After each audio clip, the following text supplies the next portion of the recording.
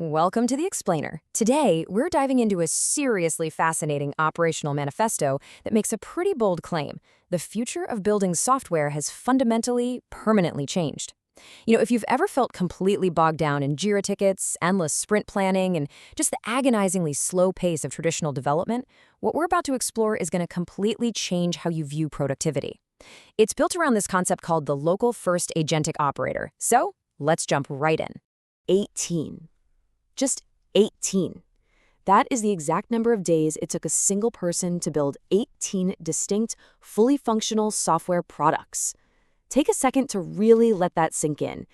18 days. 18 complete working builds. I mean, in the traditional tech world, 18 days is barely enough time to get a new hire their laptop and schedule an intro Zoom call, let alone ship an entire product line. And look, we aren't talking about simple cookie-cutter landing pages here. We're talking about incredibly complex content engines mapping global news to a 3D globe. We've got intricate operations platforms with self-building forms. We're looking at OSINT, open-source intelligence analyzers automatically scouring massive amounts of public web data for insights.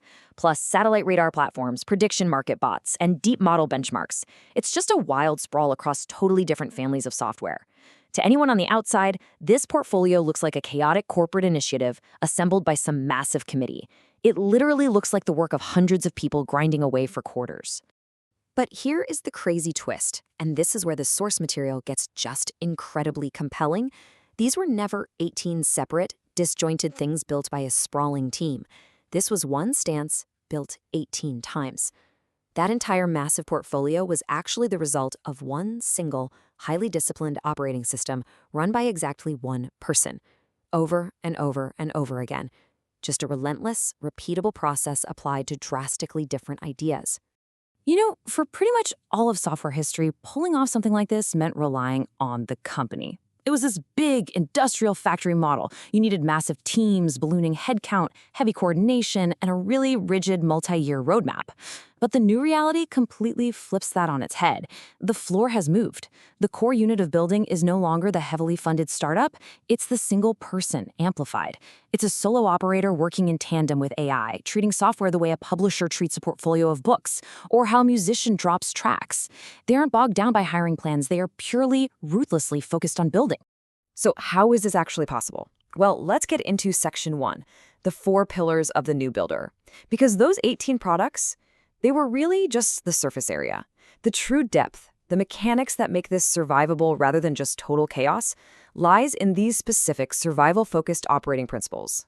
Before we zoom in too close, here's a quick look at the complete framework. It relies on 4 unified facets. First, local first, meaning owning your compute to avoid vendor fragility. Second, provider agnostic, using swappable AI models to survive a moving frontier. Third, being a non-developer via AI, where the AI assists but the human decides. And fourth, edit by subtraction, selectively removing the excess. These aren't just neat little features to cherry pick. They function together as one tightly wound posture. Let's break them down. All right, facet 1 is probably the most concrete. Local first.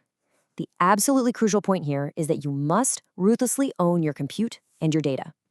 Across his whole portfolio, the operator used a fleet of machines running local inference. In plain English, the AI's brain is processing data directly on physical hardware sitting in their own office, not up in some big tech company's cloud server somewhere.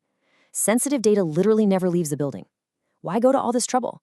Because relying entirely on rented, hosted software is a really quiet, dangerous form of fragility. If you build on someone else's ground, their costs can suddenly spike, their terms can change overnight, and your data is completely out of your hands. Now, sure, if you're serving a massive public platform to thousands of users, yeah, you might need the cloud eventually. But the default gravity here points home. You maintain what you own, giving you unshakable sovereignty over your tools. Moving on to facet 2, and the author actually notes this one turned out to matter the most over time, provider agnostic. You must never weld yourself to a single model or vendor. I mean, think about how insanely fast AI is evolving right now. The frontier of what's possible updates monthly, sometimes weekly. If you lock your entire product ecosystem into one single provider, you are taking on a massive existential risk. If their model gets degraded or they double their API pricing overnight, it can break your entire system. Because of this, every single product in that 18-day sprint carried a swappable model layer. It's an architectural choice ensuring you are always free to seamlessly unplug one AI brain and plug in another without rewriting your core software. Facet 3 brings us to the actual building process. See, this operator doesn't consider themselves a traditional developer. The mindset shift here is profound. It's moving from I can describe what I want to an engineer to I can just build what I want myself. And they achieve this using Agentic AI. Rather than just acting like a fancy autocomplete for code, Agentic AI can independently execute complex, multi-step tasks. But we need to be really unromantic about this. This is not magical, fully autonomous AI that's going to build a lucrative business while you sleep. No way. It is a heavy-duty power tool that requires a firm human hand. The machine does the tedious typing, but the human does the deciding, the steering, and the quality control. And that heavy human involvement leads us perfectly to a really crucial philosophical crossroad. I want to ask you a provocative question straight from the text. When the marginal cost of producing drops towards zero, when literally anyone with an AI agent can instantly generate infinite lines of code, infinite text, infinite output, what actually becomes valuable? Seriously, take a second to think about that. If everyone can make everything for almost free, what is the scarce resource? The answer? Judgment. Specifically, judgment about what to remove. This is Phase 4, edit by subtraction. When anyone can effortlessly make more, the incredibly rare skill is making less, but the right less. Across all 18 products in that sprint, subtraction was the true craft. It's building filters that kill bad ideas before they consume your time. It's designing intelligence tools that aggressively throw away 99% of the data just to show you the 1% that actually matters.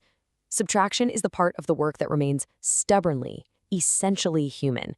Without that sharp editorial eye, you aren't building a sleek product. You're just hoarding a messy, uncurated pile of generated code. The true craft is the filter. Now, the source material is super optimistic about this new way of working. But a good manifesto earns its optimism by being radically honest about its flaws. So let's move to Section 2, the reality check, and outline the honest limits. Let's look at what this operating pattern actually is, and more importantly, what it isn't. First off, let's be totally clear. A solo operator does not beat a fully funded, specialized team when it comes to extreme technical depth. A portfolio this wide relies on breadth to survive, meaning if one product fails, 17 others remain. But you fundamentally trade away the ability to intensely hyper-focus on one single problem for years. Second, as we touched on, if you strip away the human judgment, AI doesn't magically give you a masterpiece. It just gives you faster mediocrity. You just get bad software sooner. Third, keeping your data at home with a local-first setup carries a very real maintenance tax. At the end of the day, you still have to manage and fix your own physical hardware. And finally, the author emphasizes this is a personal pattern. It worked brilliantly for their specific skills at a highly specific moment in time. It's a stance, not some universal, one-size-fits-all law for everyone. So, pulling all of this together, the blistering pace of 18 products, the local-first servers humming away, the swappable AI models, and that relentless editing by subtraction, where does this actually leave us? That brings us to our final takeaway, Section 3, a shift in leverage. For forever, the old leverage was king. The scarce thing in the world was the sheer industrial ability to produce and build code.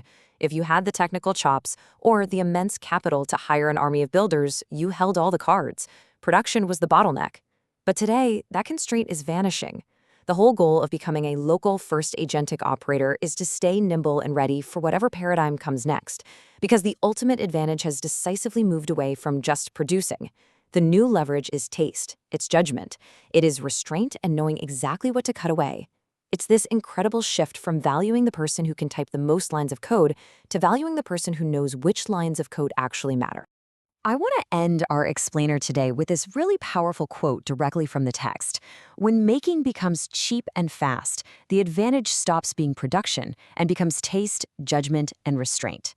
A portfolio built on this solitary local-first premise isn't blindly betting on any one AI company winning the race. Instead, it's betting on the durable long-term value of the human standing at the controls. So as we wrap up, I'll leave you with this to ponder.